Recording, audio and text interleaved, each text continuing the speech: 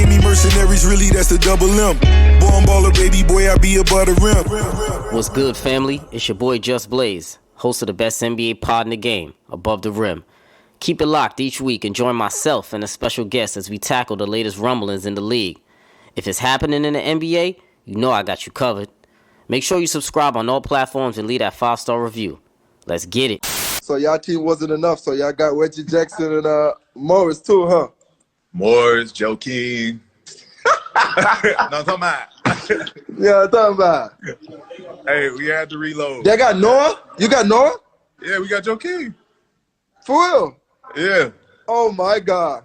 We got Joe King, too. We was stacked. That's why we ready. Like, we waiting. We like, ooh, I hope this shit come back. Ooh. Yeah, no, I bet. Out in the future, but I mean, yeah, I get they start calling me Leatherface and stuff, but Serge can't talk too much. We got him on a trading block right now, so whoever wants him, let us know. We're trying to trade Serge. Right on. Talk about it! You are now tuned in to Above the Rim. Family, welcome back to another edition of Above the Rim. Brought to you, as always, it's your host, Justin, a.k.a. Just Blaze. Family, you know the drill. To get in contact with me, you can always hit me up. Follow me on Twitter, at JustBlaze_513. On IG, at JustBlaze513. On Facebook, search Above the Rim Podcast. Email the show as well, Above the Rim NBA Podcast at gmail.com. Tap in and leave the family a voicemail. The line is always open, 908-718-1592. Make sure y'all send in those voicemails, those emails. Let me know what's on your mind. Go out and subscribe to the YouTube channel as well. More video content on the way. Stay tuned for that. Still hoodie season. Stock up on your Above the Rim merch. BLK20. 20% off all February. Make sure you go cop that too. No, my apologies. No episode last week. Had to take care of some things, but I'm back and we ready to go. And joining me this week, family, special guest as always, a repeat offender I brought in here tonight. Known this brother for a couple years now. I think it's his third episode here on Above the Rim. Always doing exceptional reporting, senior writer for Heavy.com, Basketball Society, also host of the Scoop B Radio podcast. The homies Brandon Scoop B Robinson. What's good, big dog? How you living, my brother? Good, brother. I'm doing good. Just getting through this snow, this rain, and this life and the pandemic. It's my third time is the charm. We're doing a pandemic edition of your show. So glad to be here and Above the Rim as always. And, yes, sir. And for allowing me to always be myself. Of course, man. Pandemic edition. You right on that. Yeah, it's definitely been a minute, man. I appreciate you joining me as always on the show. I know coming up is about to be one of your biggest times of the year coming up, so I definitely wanted to get you on. Whole lot of trade deadline news, player movement. So I know, keep that phone, that battery charged, my brother. So I know your phone is lighting up around this time, man. Yeah, it is, man. It's my phone is always dying, but nonetheless, I love what I do. I hear that, man. So let's get into it. Copping a drop, and let's start off. I had to bring this one back here. If you're not familiar, we'll discuss 3 hot topic questions. If Scoop B agrees, he's copping. If he disagrees, he's dropping. So let's talk about Giannis, man. So I had to bring him up first. Last episode, I spent a good amount of time talking about him. I actually caught some heat on Twitter from those Milwaukee fanboys this week after I said a few things about Giannis. Nothing even bad, by the way. But I guess I ruffled some feathers because I say he doesn't look the same this season. I feel like something is a little bit off, even though they have a winning record, still third in the East. In my opinion, he didn't improve in the half court enough this season. I still feel like he's still losing that cerebral battle on the floor. 3-point attempts are up, free throw percentage. But the percentage is down. Free throw percentage down in the mid-60s. Doesn't look as confident to me down the stretch late in these big games. But he's still averaging 28, 12, and 5. So still putting up those normal, typical Giannis back-to-back MVP numbers. So copping or dropping, Scoop. Copping or dropping this take, dog. Giannis, back-to-back MVP, is not is not a top 3 player in his own conference. Copping the drop. Well, it's kind of hard to be a top 3 player when you got the Brooklyn Nets dominating. Talk to me. But I do think when you look at the Milwaukee Bucks, and you got the Sixers as well dominating. But when you talk about the Milwaukee Bucks, they are 18-13, but they are 5-5 in their last 10. I think there are a few issues as it relates to Giannis. Number one, I believe in the playoffs last year, the Miami Heat exposed something. They sure did. And I think what they exposed is that he's still growing as a player and he's not the complete player. But the funny thing is, we've seen this before. We saw it with LeBron James and his first go-round with the Miami Heat. His first go-round with the Cleveland Cavaliers. And what you saw was he couldn't get past the Pistons. Michael Jordan couldn't get past the Pistons. Giannis is going through that same growth process. The difference is he's 6'10", and he's a skinnier version of LeBron or Dirk. Yeah, So I'm not ready to just throw him out the window yet, because I still think that there's a lot of growing. I spoke with Antoine Walker on the Heavy Level Scoop B show back in the fall, and we talked about just that growing process, to be honest. But to be honest with you, I think the biggest thing is the Bucks have also had to adjust to no training camp, no preseason really, and adjusting to Drew Holiday and COVID. Yeah. But Eric Bledsoe was not there. But that's not year. to give them extra excuses also as well, because there's a lot of teams that do have to go through that as well. My thing is that I'm not bashing Giannis at all. I'm just saying that he needs to adjust and he needs to take that extra leap in terms of adjusting his game. Because like we said, the Miami Heat, Coach Spo, they did put out the blueprint last year in the playoffs on how to... It's difficult because he took the money. Oh, yeah. And I feel like when you took the money, and that's difficult because you don't want to count another man's pockets, but you took the money, that 5-year extension, and you weren't able to get as much as you thought you'd get in free agency one, but you still did get Drew Holiday, who was on everybody's wish list. Good pick. I think that the Toronto Raptors, the Dallas Mavericks, are both two teams that could have very much well utilized Giannis and would have really played to his strength some, where he's not having to take so many jumpers. Like, I like Giannis driving to the basket. Yeah. I like Giannis posting up. I'm not in love with just big men shooting all the time. Like, as much as Joel Embiid shoots, he also bodies people to the basket sometimes also. Of course, he mixes it up. So I'm not ready to trash Giannis yet because the season is still young. So you're not. Yeah. I'm still going to cop with a reservation. Okay, Copper. So he's still top 3 in the East to you? No, he's not top 3 in the East. Oh, he's not top 3 in the East. He's okay. Not. Okay. He's not. All right. So I agree with you there. So clearly, I mean, I'm sure you have KD, Harden, and then maybe Embiid. Is that top 3? Yep. Copy that. Yeah. It's going to be interesting because Giannis can write a lot of that, and he could change a lot of that around with the dream playoff run this postseason. That's why I feel like this postseason is very important to Giannis, even though he still has some years to grow. This postseason is going to really show his maturation in terms of his game, how he adjusts in the half court, if he can actually adjust his game and really dominate in the half court as well as he does in the full court. When the defense is game plan toward him. So we're gonna see, man, because this is gonna be a very important postseason for Giannis. Very much so. Just like I think it's gonna be a very important postseason for Paul George. Oh yes, 100%. He has to write that shit from last year. Yeah, I think Paul George and Giannis are both on the hot seat in the playoffs this year. 100%, I agree. Moving on, copping or dropping. Let's get to talk about the home team. It wouldn't be right if I didn't bring up the battle in New York City right now with the Knicks and the Nets. Shout out to Coach Tibbs, Mike Woodson out there for these young, hungry Knicks. Getting those Mike boys, Miller. Mike Miller too, getting them on the right program, playing hard each and every night. Got them ranked as the 3rd-ranked defense in the league right now, currently 7th in the East. And if the playoffs started today, It will set them up for a nice, sexy first-round matchup in the jungle as the Nets are the second in the East right now. The Nets, we know, are the big dogs in the East. 3 All-Stars. The Knicks may have one of their own in Randall. So copping or dropping this take right now, Scoop. We get to the playoffs. The matchups stay as they are. Nets at 2, Knicks at 7. Copping or dropping this take. The Knicks can take the Brooklyn Nets to 7 games if they were to face off in that first round. Copping or dropping? Dropping at 7, I'll say 6.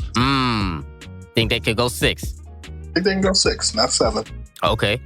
So do you feel like, so you clearly don't think it'll be a little quick gentleman sweep, because that's what the general consensus is, that the Nets boys will gentleman sweep them out of here.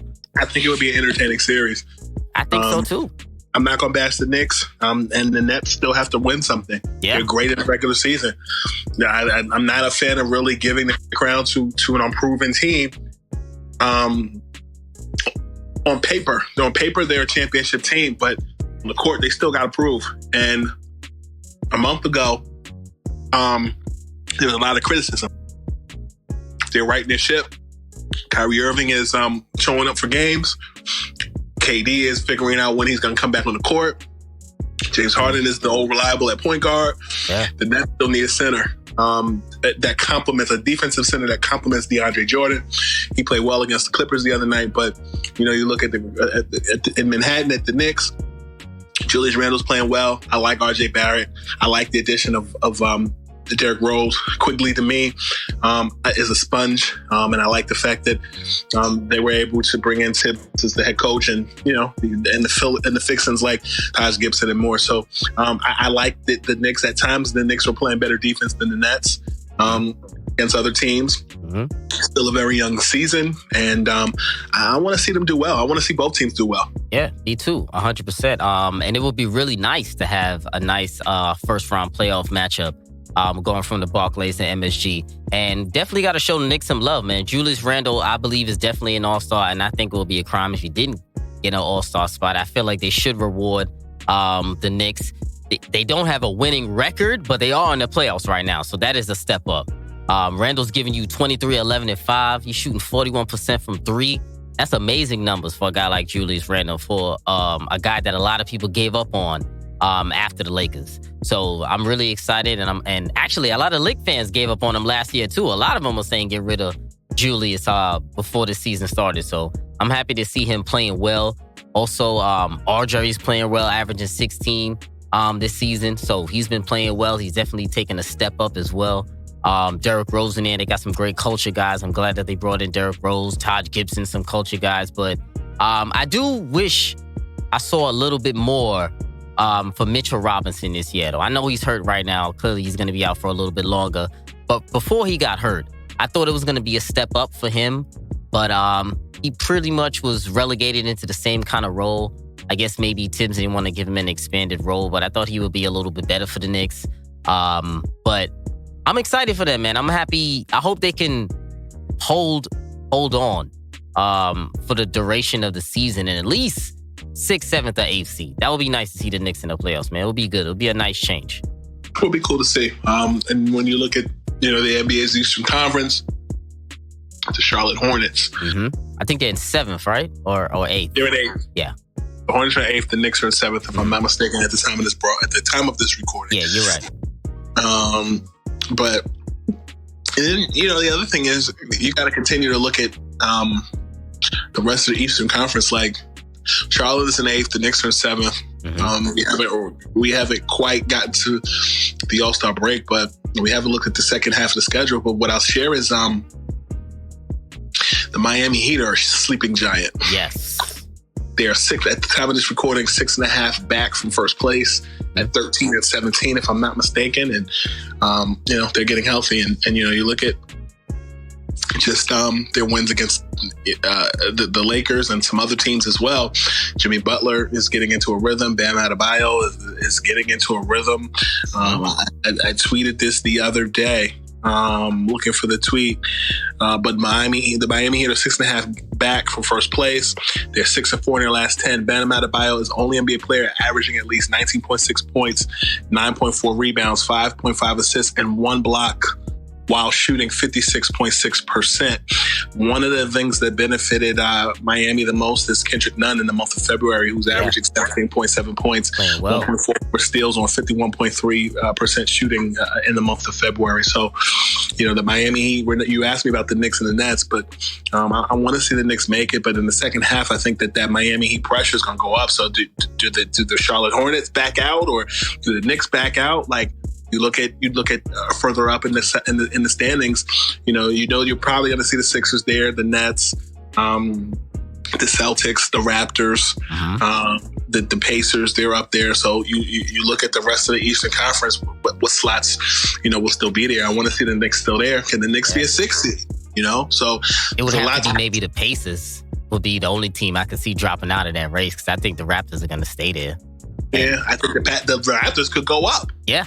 They've been playing really well. Siakam is starting to find his groove. Van Vliet, my man Vleety's been playing very well. I actually do want the Heat in the playoffs, because I think if we get the Heat and the 76ers in the first round matchup, that'll be an exciting matchup, and that could go 7 as well. I hope a lot of people are not sleeping on the Heat, because especially by the deadline, which we're going to get to soon, I definitely think the Heat are one of those teams that have to make a move and will make a move. Because they need to make a move. So I do think they're going to make some changes for the better. And I definitely see them getting into the playoffs. So it's definitely going to have to be, I guess, maybe the Hornets or the Heat. I would like to see both, because it would be nice to see LaMelo in the playoffs too in the first round. That'll be nice to see. It'll be great for TV. Yeah, it'll be great for TV. But competition-wise, I definitely would like to see those Heat and those 76ers. That'll be a nice first round, along with the Knicks and Nets. Yep. Yeah, sure would. Let's move on to the next cop in the drop. And I want to touch on the Utah Jazz really quick, because they are the hottest team in the league right now. Best record in the NBA. 4th in offense, 2nd in defense in the league. They move the ball extremely well. Quinn Snyder has been doing a phenomenal job over there with the Utah Jazz. They're getting contributions from everyone on a nightly basis. Donovan Mitchell giving you 24 a night. Clarkson off the bench is giving you 18 a night. Conley, Bogdan, Rudy chipping in about 15 apiece.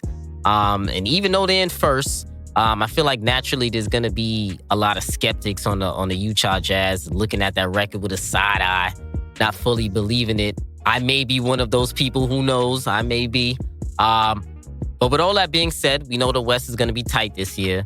There's a lot of good teams, great teams in the West. I feel like a lot of teams can beat a lot of teams. So Scoop, copping the drop in this take, man. Jazz, if they go into the playoffs, first seed, the Jazz are one team in the West that can be beaten in the first round of the playoffs this year, out of that 1 through 4. I agree. So I'm copping, right? Yep. Yeah. I think the funny thing is, when I look at the Utah Jazz, I looked to them to be kind of I'm trying to think of it.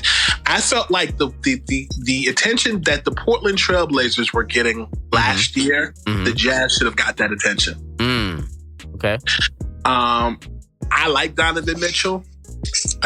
He's the modern day Dwayne Wade to me. But at the same time, he's not enough. I think he needs a second star next to him. I hear that. So you don't think spreading the wealth is going to be enough for the playoffs? Well, I would say this. Are we talking about the first round exclusive? Do you think they can be beaten in the first round, even as one team?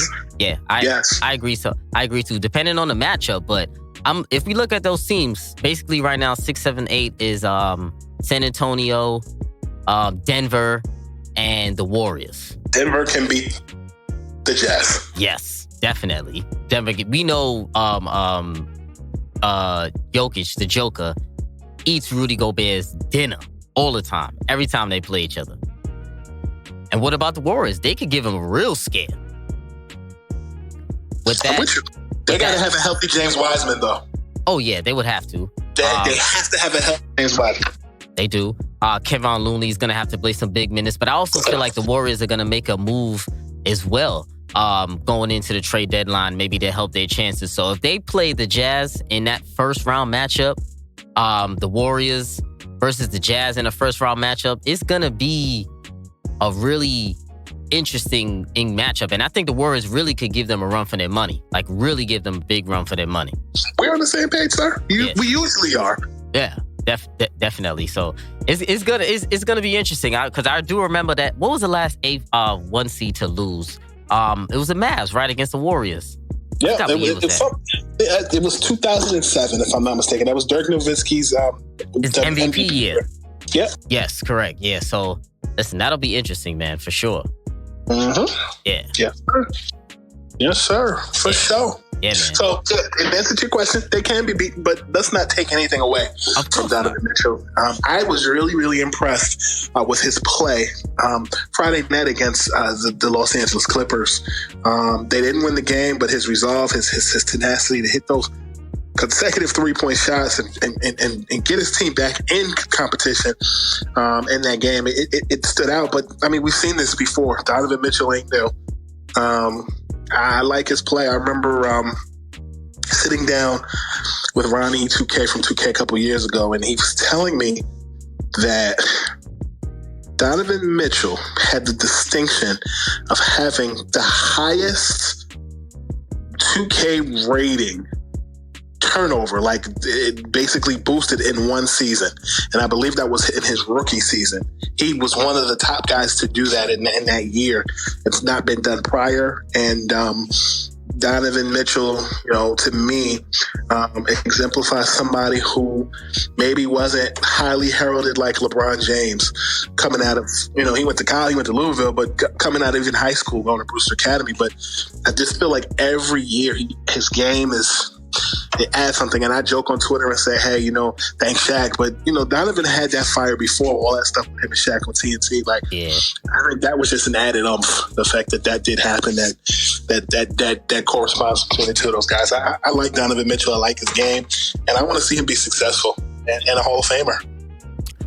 Yeah, so let's get into the Wheelin and Dealin part of this episode, man. We got to talk about some pre-trade deadline talk. I said earlier the NBA trade deadline is coming up in a few weeks. March 25th, I believe, is the deadline, which means plenty of teams right now are ramping up their trade talks. They're working out deals for players that maybe don't fit their organization's vision moving forward. And the trade market is still taking shape, but there's still some early rumblings going on. So I definitely want us to touch on a few of these with Scoop. So we'll go over some of the names, some of the hottest names in the trade market right now, and discuss the likelihood of these boys being traded on a scale of 1 through 5, and if there's any teams that may be interested in that player, and what are their most likely options. So let's start off with let's do it, man. Let's start off with PJ Tucker. I want to start off here. So we know Houston Rockets are now in the midst of I guess we can call it a rebuild now. They're 11-17, second to last in the West. PJ Tucker has been one of the names that have been brought up in a lot of trade discussions. No real buyout talk, but mostly trade discussions. He's 35. He's still a defensive ace in this league. He's a veteran. He's got to be on a contender, playoff-ready defense, floor spacing, basketball IQ. All of that good stuff that PJ Tucker gives you. 1 through 5, Scoop, in your opinion, what is the likelihood PJ Tucker gets dealt by the deadline? 1 through 5. 3.5. Do you think there's going to be, is that due to lack of suitors, or maybe the asking price is too high? I think it's a situation on what the Rockets will get offered in return. I mean, he's a role guy that can benefit some teams. The likely team could be the Lakers, but the thing about it is, do the Rockets just want draft picks? I mean, I remember a point where PJ Tucker and James Harden were 2 off seasons ago, were untouchable. Yeah. Harden is gone, PJ's left. I know that when you look at the likelihood of DeMarcus Cousins leaving, I think that from everything I'm hearing, there's a higher chance that can happen. Yeah. I think that, you can still put an entertaining product on the floor with John Wall. I know that Victor Oladipo is the interest of a few people, including the Miami Heat, his teammate there. So I think Tucker, it just depends on what other teams are offering and if he's a filler in part of a bigger deal. So if Oladipo is shipped out, the Miami Heat, like I said, had some interest, as do the New York Knicks before the Derrick Rose move. Yeah. But looking at that now, I don't know. So I think there's a situation where he could be part of a filler. He could get a buyout. And, the Lakers could be a likely destination. Yeah, and PJ is not a person who's going to have a lack of suitors. He's definitely going to have a lot of guys going after him. I definitely like him on the Heat. I think he'll be an exceptional replacement to Jay Crowder over there because that's what I feel is their Achilles heel for this season. They lost that toughness that they used to have with Crowder at the 4 position. And then they tried to give the money to Myers Leonard, and he's still not playing. So having Kelly Olynyk out there is not good enough next to Bam. So they need a big or at least a tough-minded 4. So I like PJ over there. On the Sixers, too, he'll fit in well. I like him over there. Also like him on the Suns, too. It might be a good spot for PJ. So the Sixers portion of it, I think, is interesting, particularly because of the relationship that PJ has with our president of basketball operations, Daryl Morey. Exactly. Morey was fervently trying to get James Harden in a Sixers uniform, but there was no dice there. He knows the makeup of that team in Houston and, the pieces that they have. So I think depending on how he left Houston, Houston may or may not want to deal with, the Sixers in a trading situation. But yeah, true. And he might be a little salty too because he didn't get that contract extension. So that could be it also as well. Exactly. Yeah, so we brought up Oladipo also. I'm going to throw him and Eric Gordon there. Oladipo, solid 2-way guard. He's still averaging 19 on the season. A lot of people don't realize, even though this is a weird kind of year for Oladipo. He's on an expiring contract. I know when the Rockets got him, there still have been talks of him maybe being moved, maybe not being moved. Eric Gordon is another person on the chopping block of the Houston Rockets, but he has 2 years left. I think, somewhere around $40 million he has coming back. He's averaging also 18 off the bench. So these are two guards that the Rockets may be looking to move. So on a scale of 1 through 5, what do you see the likelihood of either Oladipo or Gordon being moved? Well, we'll start with Oladipo, 1 through 5. Oladipo, about a 4. As I mentioned, the Miami Heat do have interest in him, and when you look at Duncan Robinson as well as Goran Dragic and Tyler Hero, those could be attractive pieces come trade deadline, particularly with how well Tyler Hero looked at points during the NBA Finals as a rookie. So I think that those pieces, as well as even looking at, it's just a lot of pieces there. So yeah. I think when you look at Oladipo, if the team that he really wants to go to was the Miami Heat, yeah. Oh, for years they've been talking about Miami now, like 2 years. He and Pat Riley have mutual interests. So when you look at, like I said, the pieces of Duncan Robinson, when you look at the pieces of even Andre Iguodala or Goran Dragic and Kendrick Nunn, who's been playing very well in the month of February, it's a chance that you may be able to go get him.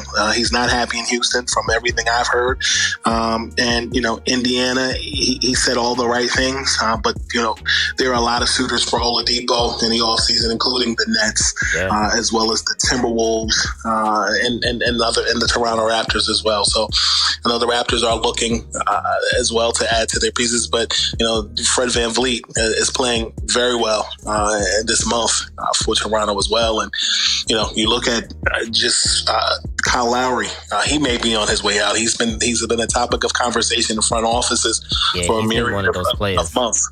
Yeah. So a return to Philadelphia could be in his future. That's been talked about in NBA circles for a little while. And, so when you look at Victor Oladipo in Toronto, that could make sense, as well as the Miami Heat. Yeah, there's definitely going to be no shortage of shooters there. So let's talk about John Collins, man, because he's another player that's been in a lot of trade talk. He's not necessarily trade talk, but been in a lot of rumors. Sometimes he looks like a future star. At times, he's a walking double-double. He still can shoot the three fairly well. We know John Collins might be demanding a huge contract at the end of the season, and the Hawks could probably trade him for future assets instead of paying him, since it kind of looks like they want to play Gallo a lot in this spot. They got Capella over there. They're okay with the fit, but they're not crazy about the fit with Collins and Capella, even though they've been playing well. But the Hawks are not currently in the playoff race. They're in the playoff, sniffing around the playoffs, but they're not currently in the playoffs. So they still need to make moves or see how they can improve as well. So John Collins, I do feel like he's a player that's on the higher end of being moved. I would go maybe 4, but somewhere between a 4 and a 5, maybe 4.5 for me. I think he'll be moved. What are your thoughts on John Collins? You think he's going to be a name that's moved? Well, he's somebody that I was hearing from a league source last month that there were about 2 teams that had inquired about him. And what I'll say is that when you look at the Hawks roster as constructed, Clint Capella on that team is like their a younger DeAndre Jordan. Yeah. John Collins, to me, is the player that complements a DeAndre Jordan. The Nets inquired about John Collins last year. He'd be a perfect fit within the Nets system. I would love for him to be there, but they would have to give up something. Exactly. Yeah. And who ain't giving up? And so when you look at the Nets, do you give up DeAndre Jordan to get John Collins? At face value, you see Kevin Durant and Kyrie Irving signed with the Nets at the same time DeAndre Jordan did, and took less to make that happen. And so when I look at John Collins, I think it's about I'll say a 4. I think the teams that would naturally fit are Milwaukee. Yeah, I like him on the Heat too as well. I feel like the Heat need to go after them. I think the Rockets he'd fit. I think Milwaukee he'd fit. I think the Heat he'd fit. I think he'd fit on the Nets. There's certain teams that can utilize him. Yeah, it seems as though he and Lloyd Pierce had some issues early on that seemed to be worked out now, but he wants that money. And so, I mean, can we blame him? I would go after that paper too myself. If he's over there, doesn't even know what option in the offense he is, because once Bogdanovich comes back, he might be another option less when Bogdanovich comes back in the offense, probably at the end of the season or maybe next year. So he's got some decisions to make, and he's probably pressing them like, listen, if you're not going to pay me, trade me now. So it'll be interesting. I definitely think somebody's going to make a nice, hefty offer for John Collins, and it'll be interesting. Let's get into Lonzo Ball, man, because he's another player that's been hot on the trade market with rumors. I feel like Zoe catches heat year after year for his play ever since he's been in the league. And here we go, another trade deadline, and he's in the news again for being in trade rumors. I feel like this has been a odd season for Zoe, playing next to Bledsoe in that New Orleans Pelicans offense with Ingram, with Zion, with Steven Adams up there taking up space, Josh Hart as well. Van Gundy, a new coach, still giving 14-5 this year. Relatively pedestrian kind of numbers, but okay for Zoe. But it's more so about his impact than the numbers. And he still has to get how he impacts the games up a little bit more. He still can play great defense. He can still shut down a few guards, the point guard, the shooting guard. He can still shut them down. But he's still in trade rumors. So if he's still in trade rumors, that means he's not really attached to one team for as long as he should be for being a young point guard in this league. So I've been hearing a lot of names with Zoe. Heard some Bulls going on with him. Heard the Knicks. I think I heard some Clippers also as well. So, Scoop, what do you think is the likelihood of Zoe being traded for the deadline?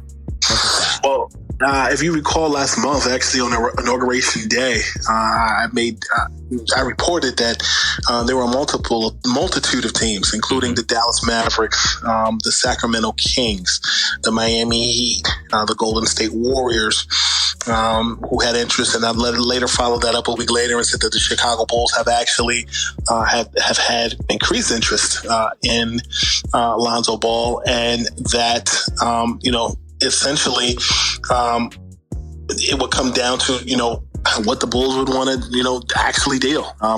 Shams Charania of The Athletic came out a few days later and kind of confirmed what I was reporting. And I know that in order for that to happen, number one, Larry Marketing could be involved in that trade, particularly because the Bulls did not offer him an extension to his contract, one. And two, it could also include Tomas Satoransky in that deal. I know that Billy Donovan is a fan of point guards and being one himself. Yeah. I think that Lonzo Ball would fit tremendously next to Zach LaVine, who, in my mind, you mentioned Julius Randle. Zach LaVine is an all-star, has had an all-star season. He had one last season and was overlooked and didn't even get to play in his hometown or the team that he represents in Chicago. And I look at that team, but then you ask, okay, does Kobe White get shipped in that deal? And, Kobe's been playing very well. He'll be a nice piece to keep him. I think he'll be a nice piece off the bench. But they definitely should pull out all the stops to go get Zoe. Now, if Markin is in that deal, I would still do that if I'm the Bulls. Now you figure though, you ask the question, okay, if the Bulls have to get rid of Kobe White, which I hope that they don't, what helps them, or what is their insurance piece there? And I think it starts with rookie Patrick Williams. Yeah. Well, that's why I think they can replace Markkanen, because Patrick Williams has been playing so well. He's more like a tweener, a 3-4, so he can play a little bit both. Especially if they keep Thaddeus Young over there too. Well, that's the other thing. Thaddeus Young, his name has been mentioned a lot. There are teams that are interested in his services. So, do you package a deal where you ship Patrick? Where you ship Thaddeus Young in that deal along with Satoransky as well as Larry Markkanen? Or if you're the Chicago Bulls and you want him that bad, do you wait a season? I wouldn't. Listen, the Bulls got to make some moves, man. I'm tired of them missing the playoffs. Every year they're in, 10th or 11th right now again. Every season they're in 10th or 11th every single year. They got to do something. They really need a vet over there to help them on scoring. But Zoe would be a solid piece for them. But it still wouldn't be enough to get them into the playoffs, which is still a disappointment, in my opinion. They gotta make moves. They are one team that's hot on my list that they have to make a move. I'm a little bit tired of the Bulls not making the playoffs. That's a great fan base that needs to be on the playoffs. Just like the Knicks. Same thing. Yeah. Yeah, I don't dispute you there, man. They are a legacy brand. Exactly. Yeah, for sure. So let's move on, man. So actually, I want to talk about Blake Griffin also as well, because he's another interesting one in the league right now. Very disappointed in him this season, the past 2 years, but mainly this season. He's averaging a measly 12-5 for Detroit. But I refuse to believe that Blake is completely washed. I still think there's some game left in him. He's definitely nowhere near the same. I feel like he's definitely just a high-end role player right about now. But he could be of use to any teams in the league. But the problem, of course, is his I forgot how much he's making, but I know it's over 30. About $33 million. Yeah, $33 million, which is a lot for Blake, but it was when he was the star at that time when he got that deal. But he can still do a little bit of everything. Great passer, solid defender, can shoot now a little bit better. Let's talk about the likelihood of Blake being moved. I like Miami for him. I like Denver for him. I was looking at it as a nice piece for him. But there isn't too many teams, I feel like, that would actually match that salary for Blake. So what do you feel like the likelihood of Blake moving by the deadline? Well, you mentioned the Denver Nuggets, and I think that's a very interesting case study. I like them there. Particularly because Gary Harris has been playing well. Gary Harris and Michael Porter Jr. are both pieces that can be used to facilitate. Would you give up deal. Michael Porter? When I give up Michael Porter, I think Michael Porter needs his own team. So you would give him up for Blake? That's tough. They're gonna have to. The Pistons might have to give up something else to sweeten that deal if they're gonna give up Michael Porter. They got to sweeten that up for the Nuggets, because Michael Porter is a young piece. Blake is on the downside, high number on that contract. They got to give up something. Do you give up R.J. Hampton? Do you give up Bol Bol? Do you like... They're going to have to give up one. Maybe one of them. Yeah. So, when I look at that situation, Denver makes sense from a contractual perspective. Mm-hmm. From what I've been told, the Pistons and Blake are trying to find a deal that's mutually beneficial for both parties. To me, Miami wouldn't have to involve a third team for it to make sense. Maybe that's where you get Denver involved if they're trying to move Gary Harris. If he gets a buyout, I think the Lakers and the Nets are both teams that could use him. I think at this point he's trying to win a ring. The Clippers, I don't see like some people think. I don't. Back? If it's I don't see. No. Yeah, I don't like that move. But I think when you look at Blake Griffin, I think he has kind of done what Vince Carter did and what Dominique Wilkins didn't. Everybody looked at Vince Carter as a dunker. He developed a fluid jump shot and had, multiple years in the league. I think that's what Zach LaVine is going to ultimately become, by the way. I think he's going to be able to transform his game where you're not just looking at him as a dunker. But when you look at Blake Griffin, I see the same thing. I look at Blake Griffin, and I think that he can stay in the league for a lot longer because he's adjusted his game with fadeaways, jumpers, layups, fakes, head fakes, post-ups, just a myriad of other things. So I think he's a valuable piece. But, I think giving up that much money is kind of the situation that Chris Paul was in a couple of years ago, where it's like, do you get a buyout and with Houston and then sign with the Lakers to win a championship? Because that's going to be his last payday.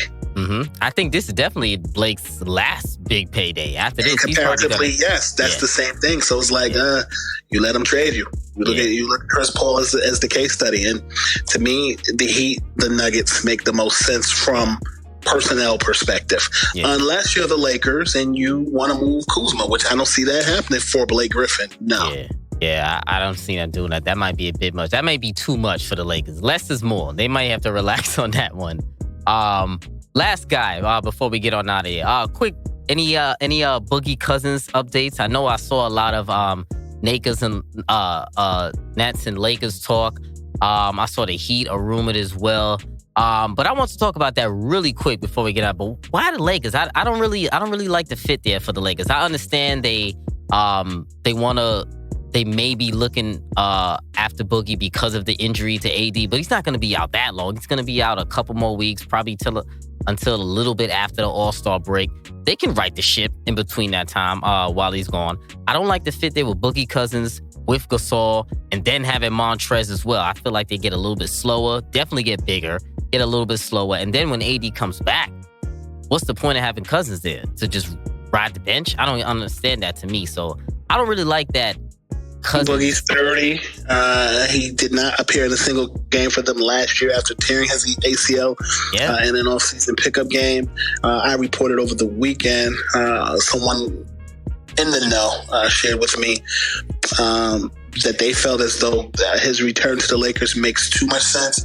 And they said to me, they furthered that by saying AD's out. I don't know how you don't take a guy who has turned a corner perception-wise, who can still average a double-double. Nets play KD a lot at the 4 and DeAndre Jordan at the 5. And, the thought process there is that Boogie may not be a fit. Some people have said, well, the situation with what Boogie said about James Harden could be an issue. Number one, I think that definitely not the Nets. Forgot about that. Here's the thing. The Nets can offer him more money, 1. 2, he has a relationship with Kevin Durant because of their time playing in Golden State, as well as the fact that, Kyrie, KD, and James Harden all were USA basketball teammates when they won the gold medal in 2014. I was around that team. That was a cool team to be around. And they had such a relaxed personality. I don't think that's something that a phone call couldn't fix. But when you look at the Lakers, there's familiarity there, particularly with AD, who could be out 4 to 6 weeks. And the fact that your AD replacement is Montrezl Harrell, Marc Gasol. Boogie can give you 10 to 12 minutes a game. He's familiar with Phil Handy, who's the assistant coach there. 10 to 12 minutes, though? Is it worth signing for 10 to 12 minutes? especially in the playoffs, you may not even need that 10 to 12 minutes if you're only playing 8 or 9 guys. Okay, but in the interim, you need him because AD is out. True, but is he willing to accept a role in the interim? Because then when AD comes back, what are his minutes like? I'm not. He's going to win a ring. And I'm going to tell you something. Yeah, you win a ring, and I feel like Julius Randle is everything that DeMarcus Cousins was supposed to be. Injuries is what changed everything. So when you have a limited market and you're trying to win a championship, you look at the Nets, you look at the Lakers, you look at the Clippers, you look at the Heat, but you also look at the Celtics. The Celtics had past interest in him. Yeah, the Celtics I like. The Celtics would make sense. I know that the Celtics have interest in Andre Drummond. Yep, that will be another good look for them. They need one of those two, or at least a strong attempt at getting one of those two. 100%. I'll also like Boogie on the Heat too. He also be a nice person. I feel like he could play next to them. Yeah, I remember that. They were supposed to sign him to a minimum. Well, they were looking at him to sign him to a minimum deal, but I think that's when he went to the Lakers. So that'll be interesting there too. So that's going to be definitely some wheeling and dealing is going to be coming up in the next couple of weeks. The next 2 or 3 weeks is going to be a lot of player movement. I feel like that hopefully there's some buyouts because then there's going to be a bidding war when there's a lot of those. And it's going to be interesting, man. So definitely family out here, make sure you stock up and keep looking at Scoop B's tweets and any information that he got on the latest rumblings and news, trade deadline news, man. Do you feel like it's real quick, but do you feel like it's going to be a wild trade deadline or a little calm? I think a lot of stuff is going to take form in the offseason, but I think there are going to be some interesting ones. You look at Kevin Love and his situation with the Cavaliers. That's going to be something interesting to really pay attention to. Particularly if the Nets cannot get a Drummond or cannot get, Blake Griffin. Do they send a couple future pick considerations for, Kevin Love? Does he get a buyout? So that's something to pay attention to. But in the Lonzo Ball thing, if it doesn't happen this offseason, I wouldn't be surprised if, he finds his way somewhere else. Yeah, he needs to. I need a change of scenery for Zoe. But here's the thing.